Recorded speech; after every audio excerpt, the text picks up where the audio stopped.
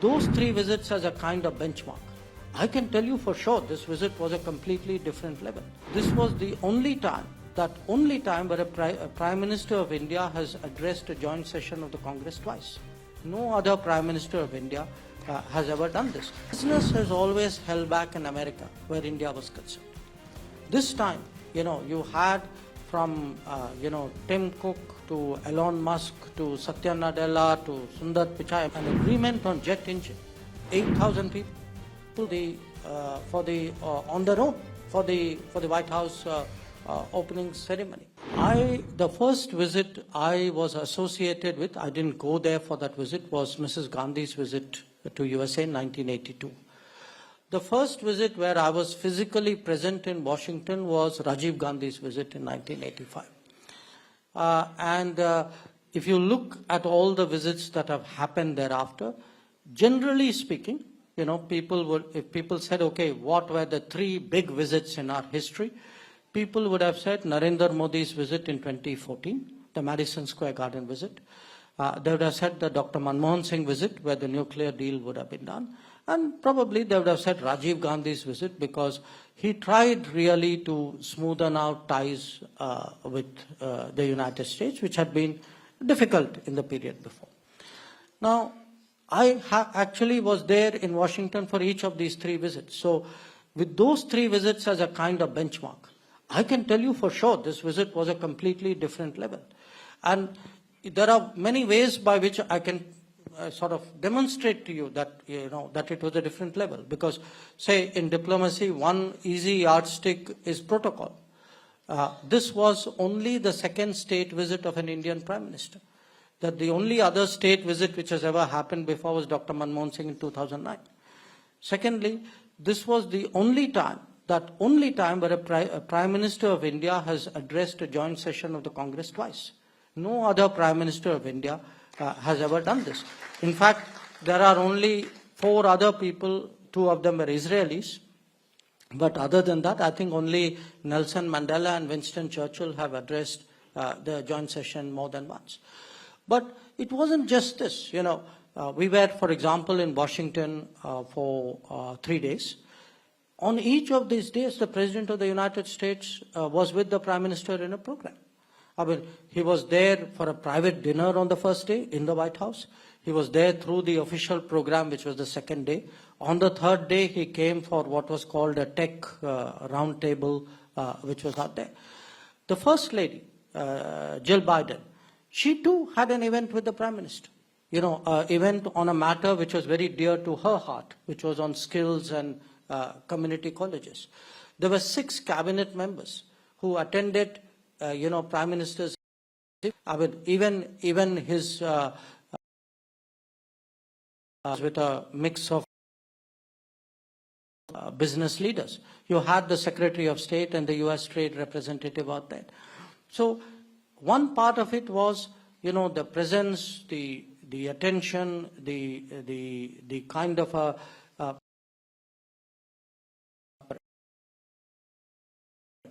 not just the administration.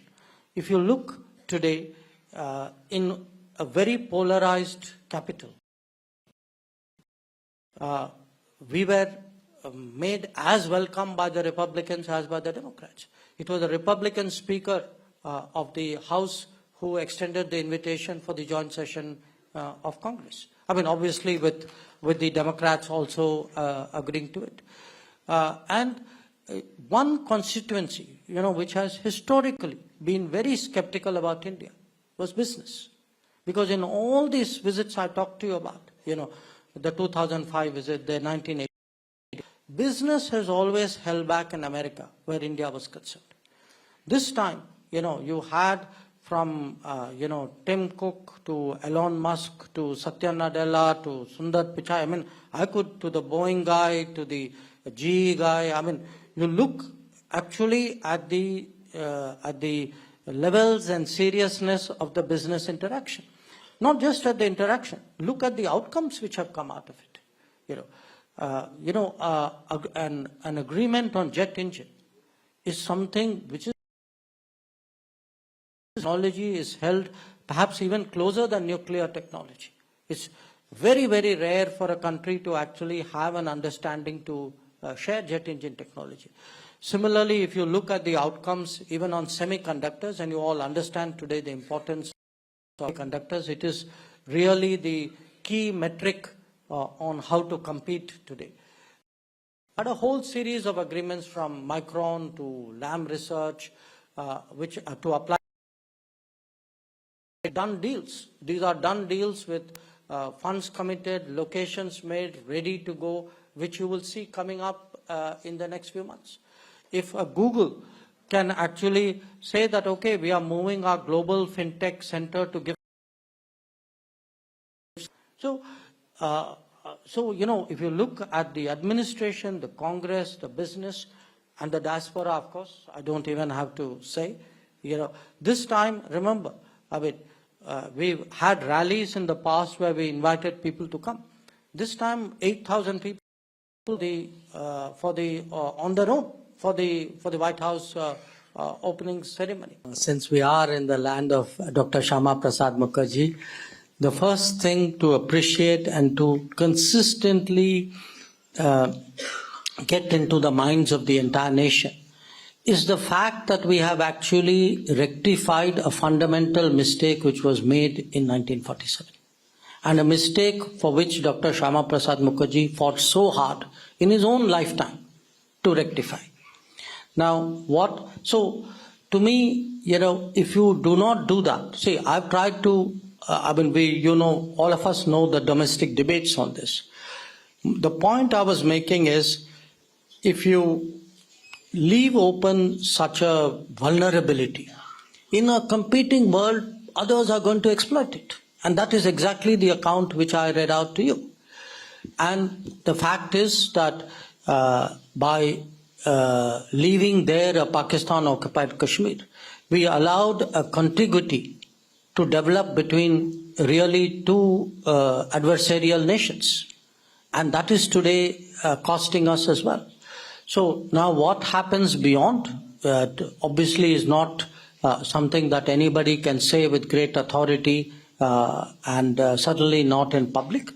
But I do think that even in terms of making clear you begin first by at least opposing something.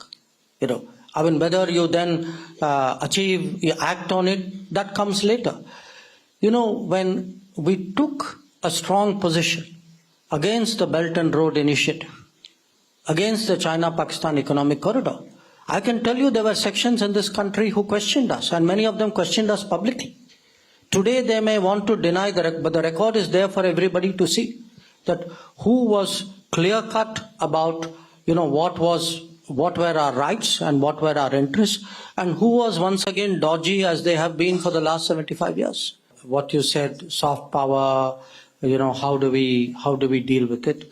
I was reminded of something with the Israeli Prime Minister Benjamin Netanyahu actually said at the Raisina dialogue. I can't give you his exact words, but in effect it was that soft power is no use without hard power. Okay. So the bottom line really is that we have to develop that deep strengths. We have to develop those industrial capacities. We have to develop the technologies in order for us to it's not a question of competing with a neighbor or dealing with a threat. We need it for ourselves. India will not rise if India does not have the technology, the manufacturing, the economy, the infrastructure for that rise. So it's a self-propelled requirement that we need to have, and that is exactly, if you actually are to connect the dots, when Prime Minister speaks of a Atmanirbhar Bharat, when he speaks of an Amrit Kal, when he says that Bharat will be Viksit by 2047, these are all dots that he is connecting in his vision. When Prime Minister speaks of a Atmanirbhar Bharat, when he speaks of an Amrit Kal, when he says that Bharat will be Viksit by 2047, these are all dots that he is connecting in his vision. And we can, Atmanirbhar Bharat is a kind of I would say, a philosophy or an outlook or a statement of resolution about acquiring certain capacity. So I think first of all, we need to do it for our own sake. The second, in our own neighborhood, there will be countries where, again, for our own purposes, we will obviously like to have strong relationships and, a kind of I would say, a partnership that works for our mutual advantage. And in our own neighborhood, through neighborhood first policy, that is what we are trying to do.